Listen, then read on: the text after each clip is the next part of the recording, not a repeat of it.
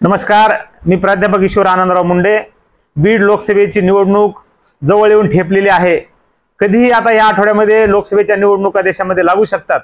India आघाडीच्या वतीनं बीड जिल्ह्याची निवडणूक ही लढली जाणार आहे।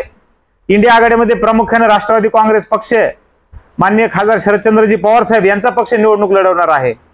म्हणून सध्या उमेदवारांची चाचपणी करणे, पक्षाचं नवीन मिळालेलं तुतारी चिन्ह लोकांमध्ये पोच करणे आणि पक्षाचे ध्येय धोरण माननीय खासदार शरदचंद्रजी पवार साहेबांचे ध्येय धोरण जनतेपर्यंत पोच करणे, हे काम आम्ही संभाव्य उमेदवार म्हणून करत आहोत। संभाव्य उमेदवार 7-8 संभाव्य उमेदवार आहेत। मी स्वतः आहे, माननीय माजी आमदार दरेकर नाना आहेत, जयसिंग गायकवाड पाटील आहेत, डॉक्टर नरेंद्र काळे साहेब आहेत, सुशीलाताई मोराळे आहेत, गंगाभिषण थावरे आहेत, पूजाताई मोरे आहेत। हे सर्व पदाधिकारी राज्य लेवलला काम करणारे पदाधिकारी आहेत। या सर्वांना वाटतंय की आम्ही त्या लोकसभा निवडणूक लढू इच्छितो। माननीय साहेबांनी आम्हाला संधी दिल्यावर आम्ही ती लोकसभा निवडणूक लढवणार आहेत आणि जिंकणार आहेत। परंतु मला असं वाटतं किंवा मी जिल्हा परिषदमध्ये नोकरी केलेली आहे, काही कर्मचारी संघटना माझ्या सोबत आहेत, त्याचबरोबर सेवाभावी संस्थेच्या माध्यमातून माननीय खासदार शरदचंद्रजी पवार साहेब यांचं जे धोरण आहे 20% राजकारण आणि 80% समाजकारण, हे मी लहानपणापासून करत आलेलो आहे। स्वर्गीय लोहिया बाबूजी मानवलोकच्या माध्यमातून माझं काम झालेलं आहे। सार्वजनिक ग्रंथालय क्षेत्राशी माझं काम आहे। त्याचबरोबर ग्रामपंचायतचे जे सहाय्यक कर्मचारी आहेत त्यांचे काय प्रश्न आहेत त्यांच्यामध्ये मी त्यांची सोडवणूक केलेली आहे। ते संघटना माझ्यासोबत आहे आणि हे इतर सर्वांना सोबत घेऊन चालल्याचं धोरण असल्यामुळे मला असं वाटतं की माझं मेरिट आहे। मला माननीय साहेब तिकीट देतील, मला संधी देतील आणि संधी दिल्याच्या नंतर मी ताकदीनं लढून माननीय साहेबांना त्यांचा खासदार बीड जिल्ह्याचा देणार आहे। आणि जरीही मला साहेबांनी तिकीट नाकारलं तरी जो उमेदवार माननीय साहेब देतील त्यांचं काम आम्ही तनमन धनाने करून एकच आम्ही सर्व संभाव्य उमेदवारांनी चंग बांधलेला आहे की या ठिकाणी भाजपला हरवून, भाजप हा महाराष्ट्राच्या विरोधी पक्ष आहे।